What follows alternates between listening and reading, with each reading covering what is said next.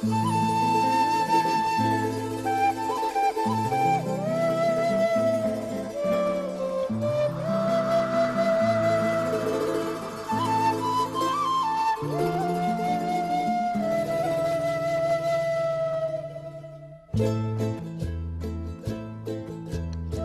viatger pot endinsar-se al món andí de dues maneres.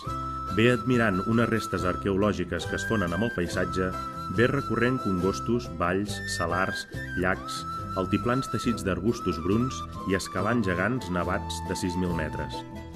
També acumulant fotografies d'homes i dones de les altures amb costums, indumentàries, menjar i fins i tot fisonomies diferents.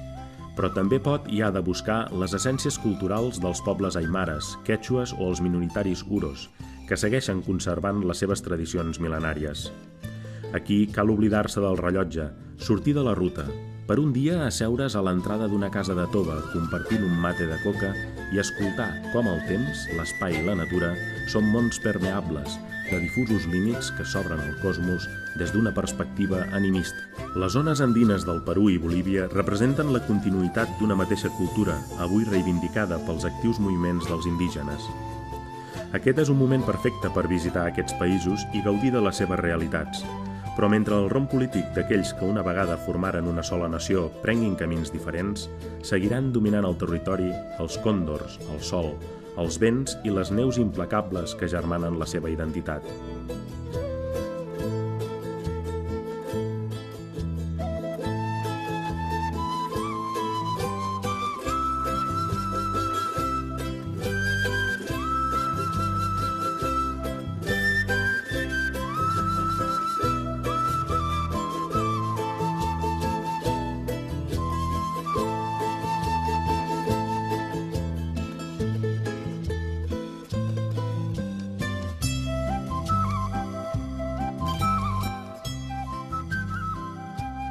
Bolívia, l'altiplà de l'Amèrica del Sud, és un lloc de superlatius. Té el llac navegable més alt del món, el Titicaca, i el saler més gran, el de Uyuni. Després del Tibet, és el segon altiplà més gran del món, un paisatge de gel i foc, de vent i sal, que s'estén des del nord d'Argentina fins les aspres planúries del Perú. Més enlairat que molts pics dels Alps, l'altiplà es va formar per les col·lisions del sòl oceànic del Pacífic i el continent sud-americà. Més que un país, Bolívia és un conglomerat d'ètnies amb un esperit i visions particulars, les que coexisteixen a l'interior d'una natura sorprenent i diversa, que engloben la majestuositat de les nevades eternes a les muntanyes de la serralada dels Andes i del llac Titicaca, fins a les sensuals zones tropicals a la selva, sense oblidar la possible interacció amb les diferents ètnies, les quals mantenen les seves tradicions, valors i forma de vida com ho feien els seus avantpassats fa milers d'anys. Pocs arbres sobreviuen en aquests paratges escombrats pels vents i poques collites s'arrenquen d'aquest subsol, però el paisatge ple d'ecos està habitat per alpaques i llames, guineus i grans bandades de flamencs que fan d'aquests llacs salats els seus llocs de cria. També hi viuen aquí éssers humans, milions d'ells, la majoria en l'ampli territori entre el Uyuni i el Titicaca, una zona coneguda en els temps de l'imperi Inca com el Collasuyo, la regió del sud-oest.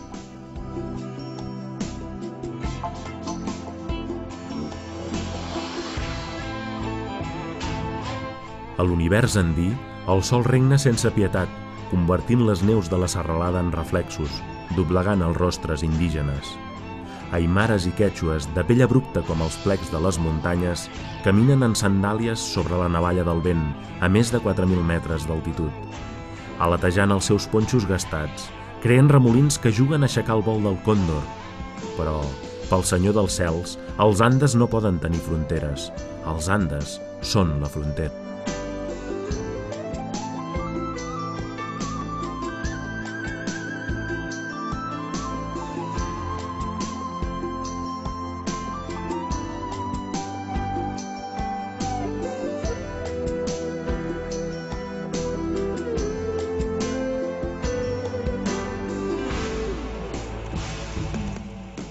La intensa activitat geològica ha dotat a Bolívia d'extraordinàries riqueses minerals. La plata extreta d'una sola muntanya, el llegendari Potosí, va ajudar a financiar la corona espanyola durant segles. Segons alguns economistes, sense aquesta plata, el domini d'Europa en el món no s'hauria produït.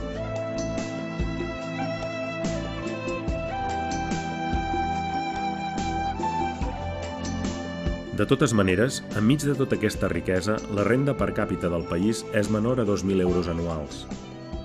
La immensa pobresa ha desafiat i fins i tot guanyat els governants més progressistes que ha tingut Bolívia. Poques nacions poden igualar la desortada història boliviana de dictadures, cops d'estat i governants corruptes.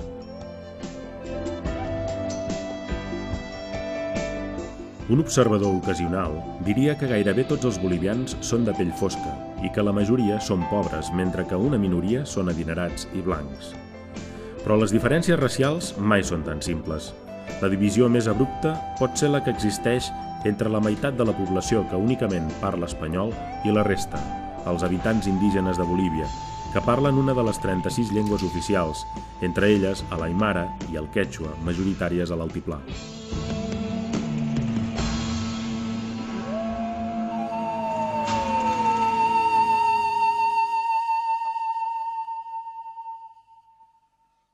Bolívia, dividida geogràficament entre terres baixes tropicals i l'empobrit altiplà, mai com ara havia estat tan dividida políticament entre aquestes dues regions. A la capital administrativa, La Paz, els homes influents de pell clara i vestit de negocis, amb una mescla de despreci i incredulitat, reciten: «Un president indígena? No se'n sortirà». La majoria de dones porten barret de palla d'ala plana sobre llargues trenes negres, a l'estil quèchua, i llueixen faldilles de vellut de brillants colors per sobre els genolls, sobre un sens fi de nagos curts. Les aimares, més corpulentes i de cara més ampla, vesteixen faldilles més llargues i armilles bordades i es cobreixen el cap amb bombins. Els homes, amb camises i pantalons descolorits i apedaçats, exhibeixen un gran bulto en una de les galtes, la bola de fulla de coca que els indígenes de tota la regió andina porten sempre a la boca. La guerra dels Estats Units contra la droga centrada en aquesta regió ha mantingut els pagesos involucrats en constants i desiguals combats gairebé sempre sense armes, en un inacabable enfrontament amb les tropes de l'exèrcit i la policia antidroga. Fa gairebé 5 segles, els conqueridors espanyols arribaren a Bolívia i transformaren el territori en el que va ser, ras i curt, un camp de treballs forçats. Les comunitats quèchues i aimares de l'altiplà varen ser dissoltes i la seva gent obligada a treballar en sufocants mines o en les hisendes, sense més llibertat que la de poder arrencar de la terra l'imprescindible per la supervivència. No van córrer millor sort els habitants originaris de l'Amazones bolivià. Després de la independència del país l'any 1825, varen ser conduïts als mortífers camps en les terres baixes per recollir el làtex de l'arbre de cautxú destinat a l'exportació.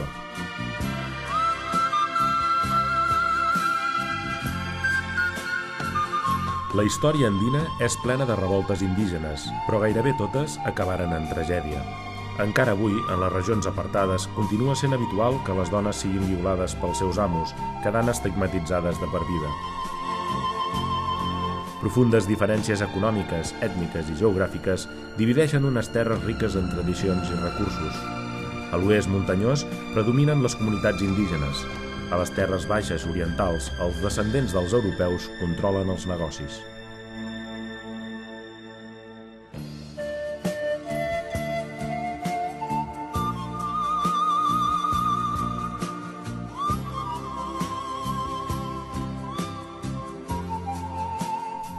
Van ser els conqueridors espanyols qui van veure indis on encara avui existeixen. Tan sols a Bolívia s'hi troben més de 50 cultures i llengües diferents.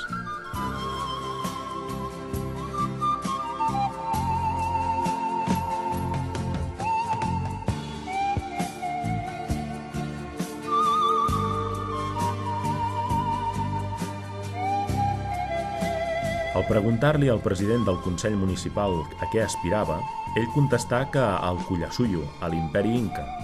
De totes maneres, quan se li va formular la mateixa pregunta a una dona a Lloreo, del barri de Bolívar, tenia un objectiu més senzill i molt més urgent. Queremos que se concedan becas a nuestros hijos, para que así puedan abandonar el barrio y recibir una buena educación en otras partes. Entre aquesta esperança i aquesta necessitat, hi ha marge per una Bolívia millor? Santa Cruz de la Sierra és el paradís tropical de Bolívia. Amb una exuberant vegetació d'enormes extensions de selva, és la ciutat més gran i poblada de Bolívia i també és considerada el centre econòmic i industrial del país. Situada a l'est de la vorera del riu Pirai, la seva població ronda el 1.800.000 habitants.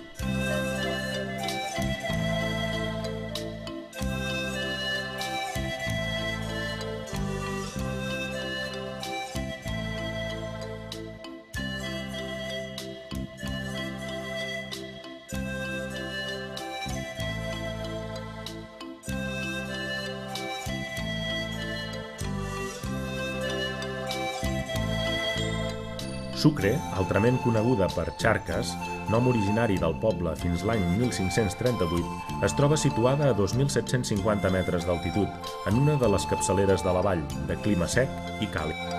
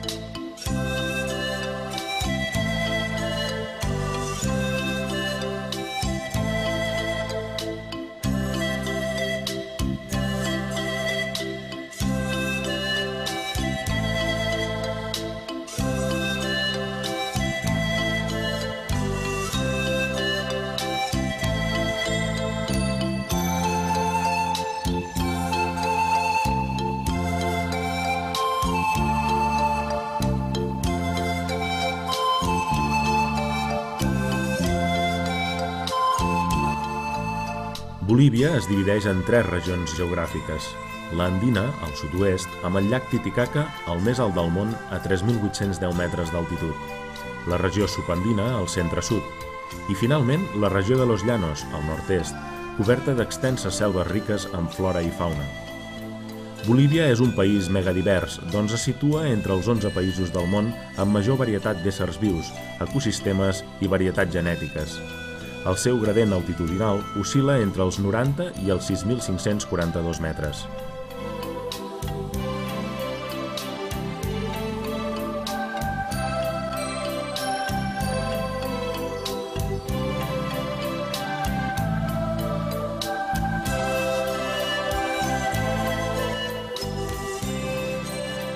A 60 quilòmetres de Sucre es troba el poble colonial de Tarabuco, on podem apreciar els valors culturals i humans que formen part d'una riquesa cultural singular de notable puresa etnogràfica,